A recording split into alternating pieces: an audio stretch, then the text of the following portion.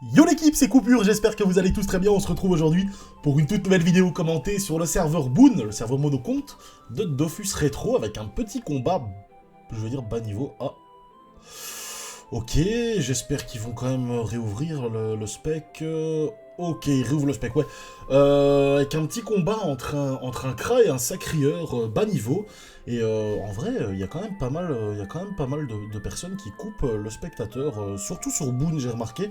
Sur les autres serveurs, en vrai, ça passe. Moi qui ai l'habitude d'aller de serveur en serveur pour filmer des combats. Mais sur Boon, il y en a quand même pas mal qui coupent vraiment le combat spectateur à chaque fois. Bon, après, ils font ce qu'ils veulent. Donc voilà, bah écoutez, petit combat bas niveau, pas super opti, Sacrieur il est en 17, le Kra il est en 11-6, donc c'est pas franchement du super opti. Il y a un petit peu d'optimisation, certes, mais c'est pas non plus oufissime. Et on va voir un petit peu comment est-ce que le Kra va réussir à se démerder. Il décide de pas clean les invocations du Sacrieur, alors en effet, hein, ouf, il tape quand même assez fort, hein, il tape quand même assez fort le Kra. On voit une grosse flèche punitive à moins 200, donc c'est assez ouf. Sacrieur qui a déjà pris très cher. Le Sacri qui, bah, moi à ce niveau-là, je décidais de la jouer quand même sacrifice sur mon épée volante. Après voilà, c'est sûr que c'est un mode, c'est une façon de voir les choses.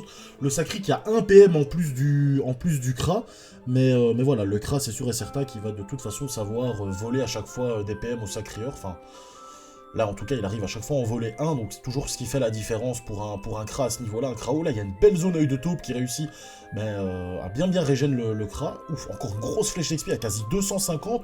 Le Sacri qui est déjà, qui peut déjà caler une punition. Et je pense que c'est ce qu'il va faire, hein, attirance plus punition. Malheureusement, l'épée volante qui ne sera pas... on va voir la punition. Ouais, 200, quasi 250, ouais, 231 dégâts. Là, le Kra, il a perdu 50% de sa vie, presque. Allez, ouais. Un tiers de sa vie, je vais dire, en une attaque du Sacrieur pour l'instant. Donc voilà. Là, le Kra qui arrive à voler 2 PM au Sacri. Donc ça, c'est ultra intéressant.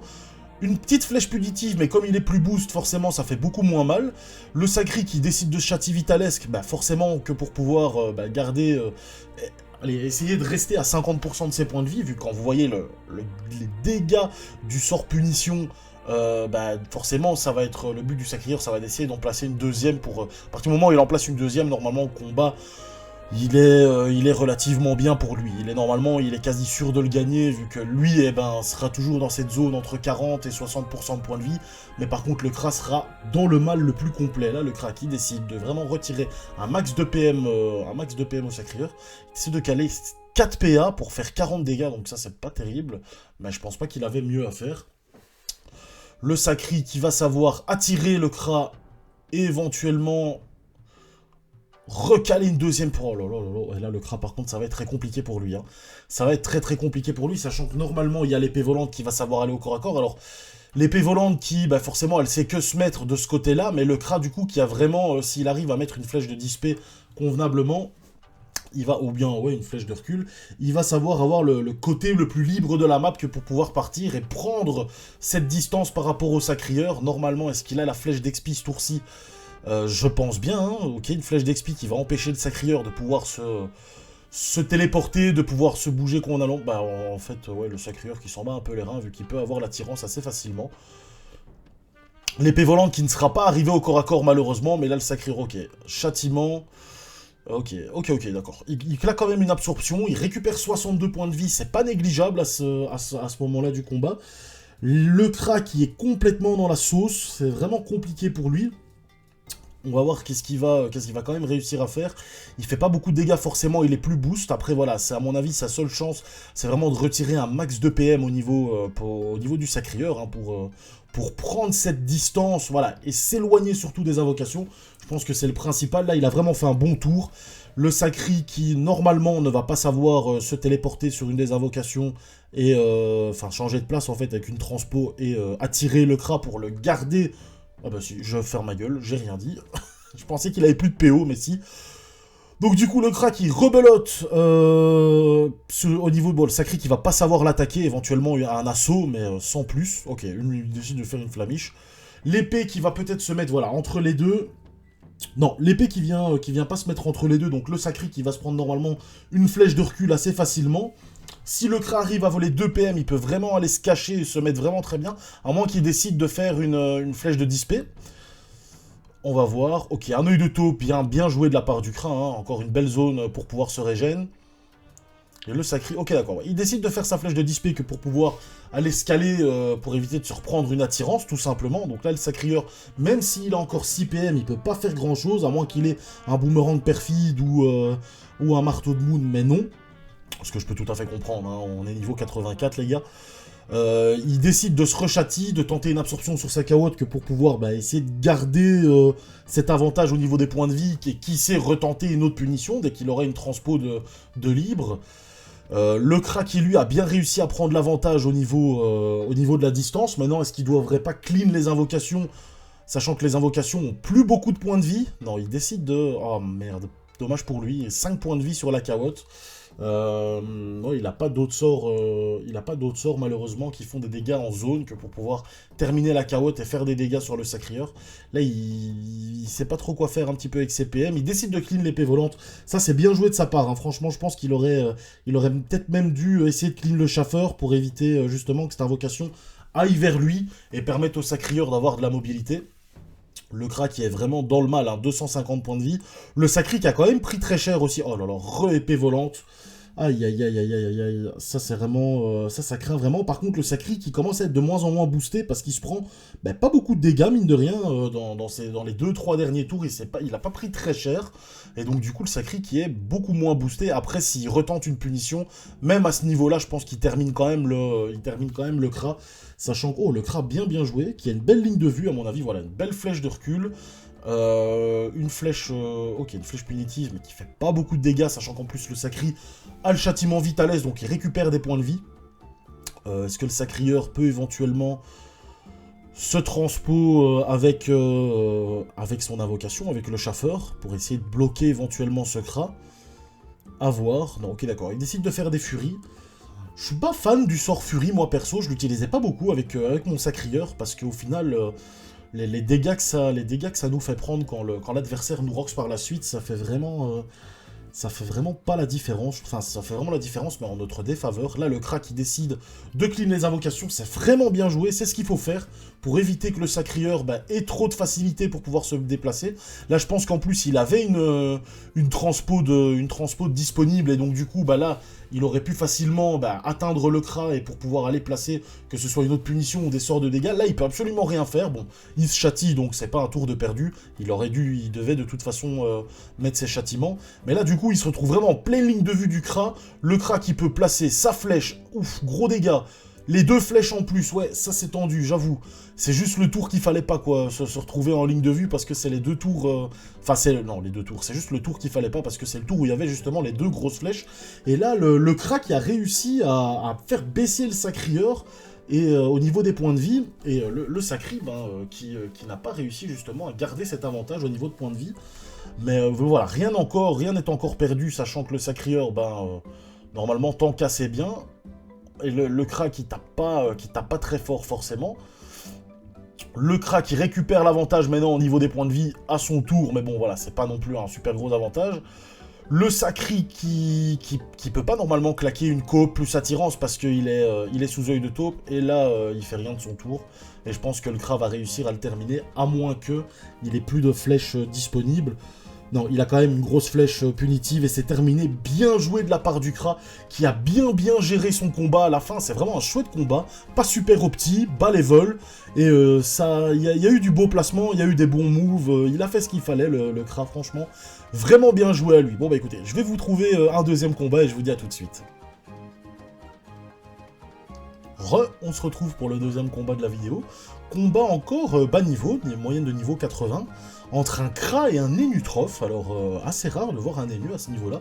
Assez rare de voir un Énu, tout simplement. Oh, ok, d'accord. L'Énu qui est quand même niveau 101, donc il a quand même le PA supplémentaire, le fameux PA supplémentaire du niveau 100, qui est quand même assez primordial. Et ouais, à ce niveau-là, par contre, ça va vraiment être délicat pour le Kra, parce que l'Énu qui a quand même l'accélération, qui a quand même pas mal de sorts. Voilà, là on a le fameux sort corruption qui est sorti. Et les Nutrophes, ouf, au marteau de la terps, et c'est vraiment délicat pour le Kra, parce que, à moins qu'il arrive vraiment à sortir une arachnocrit, mais... Ouais, j'en sais rien, c'est possible. Peut-être que s'il sort une arachnocrit, ça va être faisable pour lui, parce que sinon, ça va être vraiment très très compliqué pour le Kra, vu que les Nutrophes là qui se retrouvent à 11 PM, c'est un peu what the fuck, hein, c'est un peu insane. Et vu qu'il joue au marteau de la terre, bon, c'est un marteau qui tape très fort en coup critique, bah, le Kra qui ne fait pas beaucoup de dégâts pour l'instant, c'est sûr, sur les Nutrophes, vu que les nus est sacrifié par son sac animé. Mais ok, d'accord, donc là le Kra qui arrive quand même à prendre une belle distance par rapport à les Nutrophes, donc c'est vraiment bien joué. On va voir ce que Lenu va réussir à faire, si vraiment Lenu a de bons sorts à distance, sauf son corps à corps, enfin forcément qu'il lui n'est pas un sort à distance, mais on va voir si justement il a de quoi faire mal à distance, parce que c'est sûr et certain que c'est facile d'être au corps à corps avec un Lutroph, avec les PM qu'on peut se donner, plus le fait de devoir corrupt, tout simplement, hein, qui fait clairement passer le tour de l'adversaire. Une fois qu'on n'est plus au corps à corps, et là il se retrouve vraiment face à la classe la plus distante possible, qui est le Kra, donc on va voir si ça fait vraiment la différence à un Nutroph, plus à distance. En plus là le Kra qui va pouvoir bien gérer, là pour l'instant, au niveau... Ah non, j'allais dire qui a l'air de bien gérer au niveau du placement, mais qui fait reculer les Nutroph par rapport à son sac animé, mais non, pas du tout. Il a réussi à clean le sac animé, ça c'est déjà bien joué de sa part, mais les Nutroph avec ses 11 PM qui va pouvoir s'avancer et aller mettre à mon avis des gros coups de corps à corps. On va voir, hein, à moins qu'il décide de pas du tout mettre des coups de corps à corps et de taper avec des sorts, éventuellement une pelle fantomatique pour des buffs, ou on va voir. Alors, une maladresse pour enlever un PM, donc ça c'est toujours assez intéressant, hein, pour les Nutroph. Ok, d'accord, il décide de roxer au corps à corps, alors ça fait pas de très très gros dégâts, mais il arrive quand même à prendre un bel avantage au niveau des points de vie. On voit, hein, le Kra qui a perdu un tiers de ses points de vie, les Nutroph qui lui est toujours très bien forcément, il a réussi à tanker quasi 3 tours avec son sac animé, qui est assez ouf. Là le Kra qui arrive à voler 2 PM à les Nutroph, donc c'est vraiment bien joué de la part du Kra. Sachant qu'en plus, il va pouvoir partir bien loin et laisser un petit peu les Nutroph dans son coin. On va voir ce que les Nutroph va réussir à faire. Je pense qu'il a quand même un sort, hein, qui permet de voler. Je me souviens plus le nom du sort, parce que je vous avoue, les Nutroph, c'est pas la classe que j'ai déjà joué, donc j'ai jamais joué Nutroph, et en plus de ça, c'est pas la classe que je regarde le plus souvent. Mais je pense qu'il a quand même, un sort qui vole un PM, ou plusieurs PM, qui peut voler plusieurs PM. Là par contre, ouais, très beau râle de la part de Lenu, hein, qui bloque vraiment le Kra. Oh là là, en plus l'épée volante qui vient se mettre en ligne pour éviter de se prendre une flèche de recul beaucoup trop facile, entre guillemets. Bon, là, le Kra qui claque quand même sa flèche de dispé, donc il arrive à prendre un bel avantage au niveau de la distance, qui vole un PM. Pas le deuxième, malheureusement. Peut-être, à mon avis, maintenant une flèche cinglante. On va voir. Je pense que c'est quand même le bon call, la flèche cinglante. Sauf s'il est nu à de nouveau une accélération, mais ok, d'accord, une flèche cinglante, et maintenant il devrait normalement partir assez loin. Ok, non, il décide de rester tout près. J'ai pas vu qu'il avait, à moins que, ouais, comme il a dû utiliser un PM que pour avoir la PO avec la flèche cinglante, je pense qu'il avait plus de PM que pour pouvoir partir. Et là, les nus, du coup, remaladresse. Il met la carotte pour éviter de se prendre une flèche de recul. Très bien joué de sa part, et il donne quand même un coup de corps à corps. Donc on va voir le Kra maintenant, qu'il ne lui reste plus que 4 PM, forcément, à cause de la maladresse. C'est vraiment tendu pour le Kra, franchement, c'est vraiment un match-up tendu, sachant que Lenu en plus a un bon bouclier.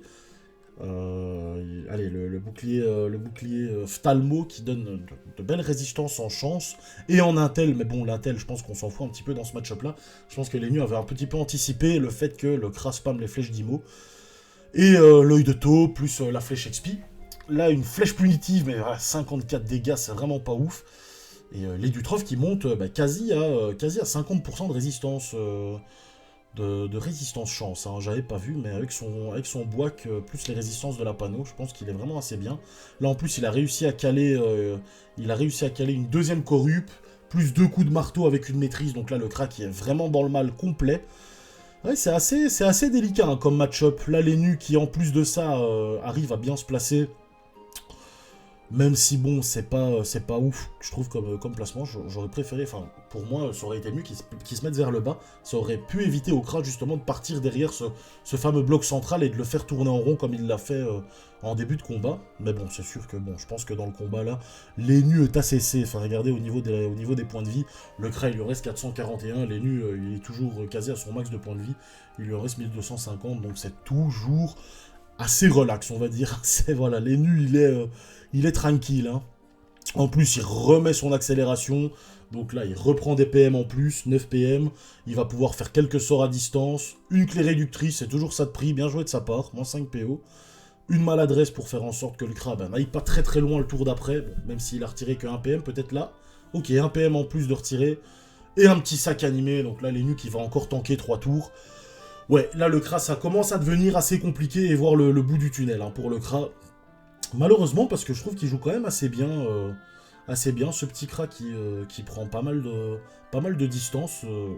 Après, contre un Nenutrov, prendre de la distance, comme je l'ai dit, c'est assez délicat, avec l'accélération, avec le fait qu'il arrive également pas à voler, mais à retirer des PM, ce qui fait en sorte que l'adversaire ne puisse pas aller très loin de lui. Donc, prendre de la distance contre un Nenu, ouais, c'est tendu. C'est vraiment tendu. Maintenant, voilà, le Kra avec ses vols de PM qui arrivent vraiment à faire la différence. Mais voilà, les Nenutrov qu'il a, à mon avis, devrait peut-être pas finir, à moins qu'il tape des crits, mais non. Ok, d'accord. Il terminera pas, à mon avis, il va terminer le tour d'après. À moins qu'il se prenne une free flèche de recul. Mais je ne pense pas, vu qu'il y a le sac animé qui va jouer, qui va, à mon avis, se mettre... Ok, d'accord, il décide de se déplacer. Mais voilà, il y avait le sac animé qui pouvait se mettre derrière lui, il y avait l'appel animé qui pouvait se mettre derrière lui, donc je pense que dans tous les cas, il allait pas se prendre une flèche de recul, mais il a quand même préféré, rester safe, entre guillemets. Là, il y a une belle zone du Kra qui fait pas beaucoup de dégâts, mais qui arrive à retirer quelques PA et à prendre une belle zone. Une flèche IMO, malheureusement, qui passe pas, et là, il doit décider qu'est-ce qu'il fait. Est-ce qu'il fait une... Ouais, non, il décide d'une flèche IMO, malheureusement, qui ne passe pas, parce qu'il aurait pu faire une flèche cinglante, mais... malheureusement, il a préféré jouer la flèche IMO et la jouer au vol plutôt qu'au retrait. Mais ça n'est pas passé, malheureusement.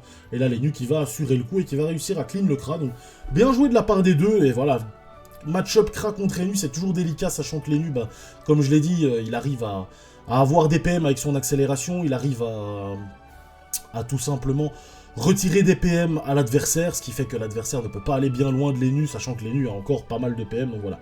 Toujours assez délicat. Bah écoutez, je vais essayer de vous trouver un troisième et dernier combat, et je vous dis à tout de suite.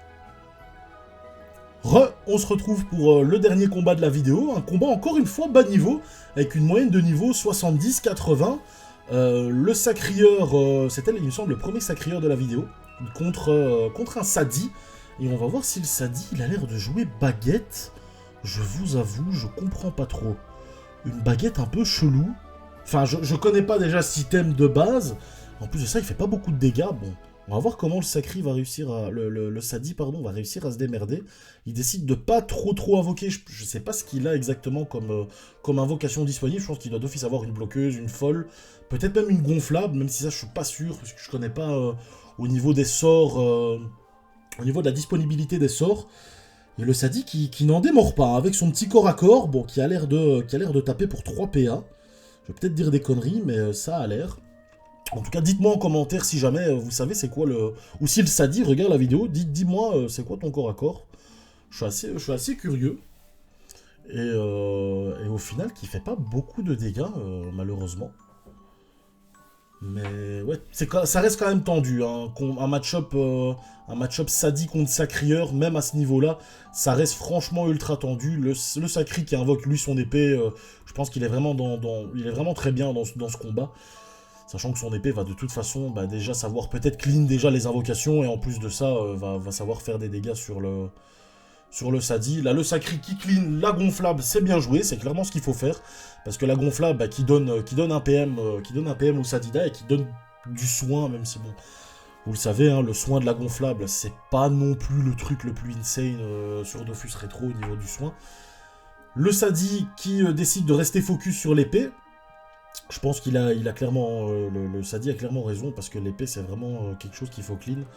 Sachant qu'en plus elle se régène à chaque fois. Voilà la folle qui vient se coller au Sacrieur. Le Sacri qui, à mon avis, avec une Avec un sort, voilà, exactement. Avec une furie qui va savoir clean, enfin, qui va savoir clean la folle, et en plus de ça, faire des dégâts sur la Sadie.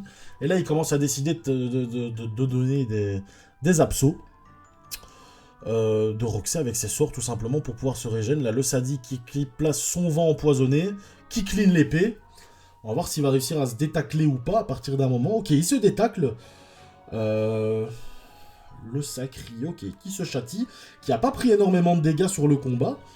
Et le Sadie qui a l'air de la jouer à la guenille, donc peut-être un mode crit.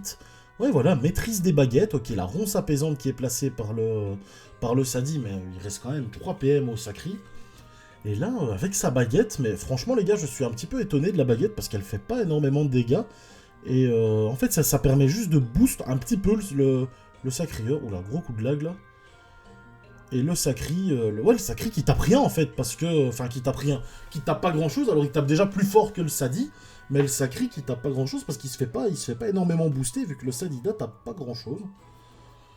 Ok, une folle plus une gonflable invoquée par le Sadie. On va voir ce que la folle va réussir à faire. Ok, moins un PA, mais ça va de toute façon permettre au Sacrieur. Bon, il va quand même clean. Il va à mon avis quand même savoir clean les deux, voilà, il clean les invocations, c'est bien joué de sa part, pour l'instant il fait un bon combat, il fait vraiment ce qu'il doit faire, il laisse pas les invocations, il décide de pas... Oh merde. Oh shit. Déjà qu'il était pas forcément avantagé dans le combat, le Sadie, mais en plus de ça, il se prend un échec critique sur son corps à corps, et là il se prend un full tour de la part du Sacrieur, qui n'est pas forcément boosté, hein, mais du coup là il est en mode furie, pour se dire au moins je booste mes dégâts, parce que là, en effet, il fait... Sadida qui fait pas beaucoup de dégâts avec sa baguette. Et je suis vraiment intrigué par cette baguette, je vous avoue. Je sais pas trop ce que c'est. Alors, le Sacrieur qui décide de clean la folle, comme d'hab, mais il fait bien, il fait bien, de pas se laisser submerger par les invocations, parce que s'il avait décidé de focus le Sadie et de laisser... Oh merde. Et de laisser les invocations sur le terrain, bah du coup il y aurait déjà eu 3 folles, et là ça aurait commencé à devenir... Allez, ça aurait été déjà très très compliqué pour le Sacrieur, vu que les 3 folles, plus les 2 gonflables, ou 2 ou 3 gonflables, là est-ce qu'il va décider de clean la gonflable? Non, je pense que là il va peut-être tout donner sur le Sadie, et décider de le clean dans 2 tours.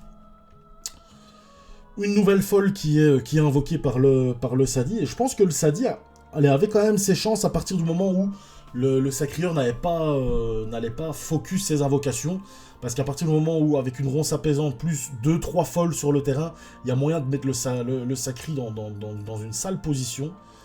Mais le Sacrieur qui a vraiment bien joué, et là il décide, bah voilà, il tente une petite punition qui passe à 326 dégâts, mais voilà, je pense que là il doit être à 70% de sa vie. Et le Sadie qui est vraiment dans le mal complet. Et, ouais, je comprends pas trop son corps à corps. Franchement, il tape pas très fort. Et bon, ça permet de taper à distance, certes. Mais ouais, c'est pas non plus super super fort. Et là, le Sacri qui va, à mon avis, pouvoir mettre une furie. Et ah non, une disso. Et peut-être un assaut ou une flamiche. Je ne sais pas. Est-ce qu'il va savoir terminer à la flamiche 43 dégâts? Je ne pense pas. Ok, il décide de donner un petit coup de dague à 38 points de vie, qui enlève 38, ouais, le Sadida, qui n'arrive pas à détacler malheureusement, mais c'est vraiment très très compliqué pour lui, sachant que le Sacri a bien clean à chaque fois toutes les folles. Alors encore la dernière gonflable, bon là il peut s'en foutre un petit peu, mais les folles il les a bien clean, donc il a vraiment fait le travail, il a vraiment fait le taf le Sacrieur, donc vraiment bien joué de la part du Sacri. Et donc voilà. Je regarde s'il y a peut-être un autre combat. Il y a peut-être un autre combat à regarder, on va une fois voir. Alors. Mais match-up de toute façon assez délicat pour le Sadida, parce que de base, bon, il fait pas beaucoup de dégâts, il a pas toutes ses invocations non plus pour du retrait PM.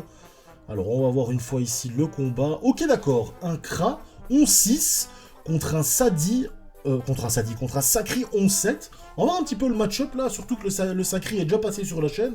C'est pas un mauvais Sacrieur. Là, le Kra qui a l'air également d'être un peu chaud. On va voir ce que ça peut donner. Le Sacrieur qui a tour basique, à mon avis, full châti. Plus une cawotte pour bloquer la ligne de vue. Bien joué de sa part. Alors, le Kra qui se booste en dégâts, qui trouve la ligne de vue tout simplement, mais qui s'avance quand même pas mal. Hein. Le Kra qui s'expose, il place un bel œil de taupe pour récupérer, bah, pas de points de vie à ce niveau-là, mais pour enlever la PO du Sacri. Le Kra qui a 87% d'esquive, le Sacri qui en a 69, donc le Kra qui devrait pas trop avoir de difficultés à retirer des PM au Sacrieur. Maintenant, voir comment le Sacri va le jouer. Est-ce qu'il va décider de la jouer épée volante plus sacrifice, ou bien simplement l'épée volante? Non, ok, d'accord. Il a pas l'air de vouloir la jouer sacrifice. Châtiment spirituel, plus une invocation du chauffeur. Il place son jeu d'invocation que pour pouvoir, à mon avis, bah, savoir se régène dessus, savoir se déplacer également grâce à ses invocations, que ce soit la carotte, le chauffeur ou l'épée volante. Alors là, on a l'épée volante au corps à corps du Kra. Le Kra qui détacle facilement, ça reste tout à fait logique. Le Kra qui peut trouver une ligne de vue, qui décide de clean directement l'épée volante, bien joué de la part du Kra, c'est clairement ce qu'il faut faire. Le Kra qui a plus de points de vie que le Sacrieur, mais le Sacri qui a déjà perdu pas mal de points de vie, qui arrive à voler des PM, donc ça c'est assez logique. Assez logique, là le Sacri qui se retrouve à 4 PM, qui peut pas faire grand chose. Éventuellement une transpo sur sa cawotte, et se déplacer un petit peu. Non, ok, d'accord. Il décide de trouver la ligne de vue, un boomerang perfide, une petite folie sanguinaire, bloquer la ligne de vue, mais là, il la bloque pas. Donc, il faut qu'il... Ouais, voilà, exactement. Derrière sa carotte, il bloque la ligne de vue, donc ça, c'est bien joué. Bon, le chauffeur, un petit peu en mode teubé, qui vient taper son invocateur, mais ça, on a l'habitude des chauffeurs autistes. Alors, ok, d'accord. Belle flèche de dispé du Kra qui arrive à trouver la ligne de vue sur le Sacré. Ouf, 400 dégâts, 391 dégâts. 400 dégâts quasi à la flèche XP. Là, le Sacré qui se retrouve vraiment en difficulté. Et le Kra, franchement, qui fait son meilleur combat, là, hein, très sincèrement. Ah, peut-être, non, il peut pas l'avoir il peut pas l'avoir en invoquant quelque chose et en faisant des tours dessus, vu qu'il est dans l'état pesanteur. Et il pouvait pas l'avoir à l'attirance de toute façon. Donc, ok, le Sacrieur qui décide d'invoquer son Arachne. Et là, malheureusement, il peut pas mettre un boomerang perfide ou un marteau de Moon s'il l'a.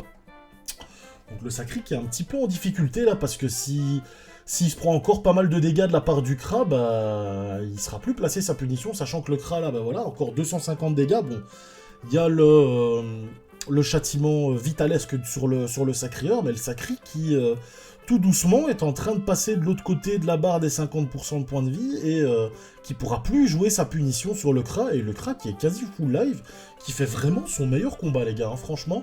Le Sacri qui peut absolument rien faire, à part éventuellement une petite...